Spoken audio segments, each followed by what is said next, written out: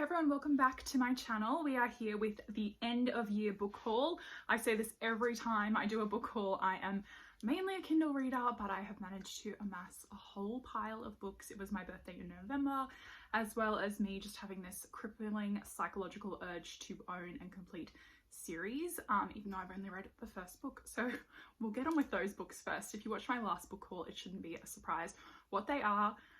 But I've managed to find a lot of them. I think I have like 3 more books left to go. So is the Wheel of Time series by Robert Jordan, and I have the 4th book, The Shadow Rising. Book number 5, The Fires of Heaven. Book number 6, Book 7, A Crown of Swords. Book number 8, The Path of Daggers. Book number 9, Winter's Heart. Book number 10, Crossroads of Twilight. Book number 11, Knife of Dreams. Book number 12, The Gathering Storm, and book 13, Towers of Midnight. Definitely talk more about my reading of Eye of the World, which is the first book in the Wheel of Time series. I also want to watch the TV show. I watched the first episode when I was probably halfway through the book, and I was like, whoa, like everything happened. There was some weird stuff. If you have watched the show and read the book, let me know. Let's talk about it in the comments down below. I know that it's insane that I have all of these books that I have only read the first book, but I mean, that's just the sort of stuff that I do. I do read them eventually. Like, I've read all of the Game of Thrones books. That's like my proudest moment when I want to talk to like a serious adult. I'm always like, I haven't watched the show, but I've read the books. Okay, now that the like mountain of high fantasy is over and done with, let's get on with some of the fun books. I had some sort of psychotic break yesterday, and I was just like, the world is ending. Like, I'm convinced that the world ended in like 2012, and like we've just been living in hell ever since. So I was like, time is an illusion. Whatever, let's just buy some books. And you know what? The serotonin boost really helped. The situation in Australia is degrading at like a rapid rate. I probably won't even be allowed to leave my house in 6 months. Like, let's be real. To the bookstore, and I never go to the bookstore, obviously, unless I'm looking for these freaking Robert Jordan books, let's be real.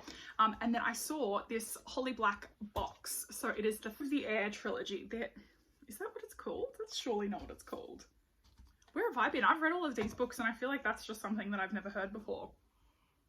The Folk of the Air, okay, whatever. But that was only $30 for the 3 of them, which is like completely unheard of in this country. Like $10 for a book that people have heard of. Wow. I really enjoyed this one. I think I gave all of these books like 5 stars. This one I read maybe the day it was released. I know that my Goodreads review was like, I think it was the first book that I'd read in the year. Was it 2019? Fuck, is it 2019? God, that's so long ago. 2018? What? Where have I been? No, so I've read this one. I really enjoyed it. I thought it was really good. And then I was kind of worried, you know, with The Wicked King, how there's a lot of like second book syndrome, but this was fantastic. I remember that being really great as well. And then obviously it ends with the absolute banger that is The Queen of Nothing. So I had to own them. I was just like, these are amazing. They're so shiny, so pretty. And yeah, it was just a little treat yourself moment. It's all a lot of treat yourself moments. Like, my Boxing Day purchases have come in. I'm surrounded by like nearly 20 books. And we've got more to go.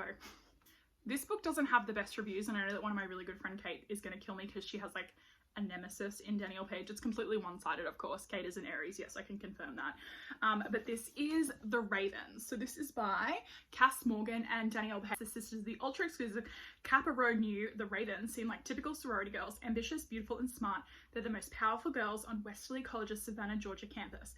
But the Ravens aren't just regular sorority girls. They're witches. And then there's like more, you know, but Scarlet Winter, oh gosh, of course that's her name. And for this, I like the cover. It's pretty. I'm a bit manic today, aren't I? This book I'm not really that excited for, but why did you buy it? Because I read the other 2, that's why. But it is Aurora's End by Amy Kaufman and Jay Kristoff. This is the conclusion of the Aurora cycle. I have the audiobook of this, I think. I want to say. Do I have the? I have something. So I have this if I don't have the audiobook. But I have read the first 2 books. I've unhauled them. I gave them to my friend's teenage daughter. I don't know if she's going to read them or she can give them to a friend, whatever, but they'll be going to her and she can pass it on to whoever she gave the books to or read the books if she wants to. So this book I just thought was really beautiful. I read the other book that this author has. This is a big one that's kind of come back on Book Talk, and it's just like popping up on Bookstagram and all of that stuff. It appears basically on every single Dark Academia list as well, and that is Sorcery of Thorns by Margaret Rogerson.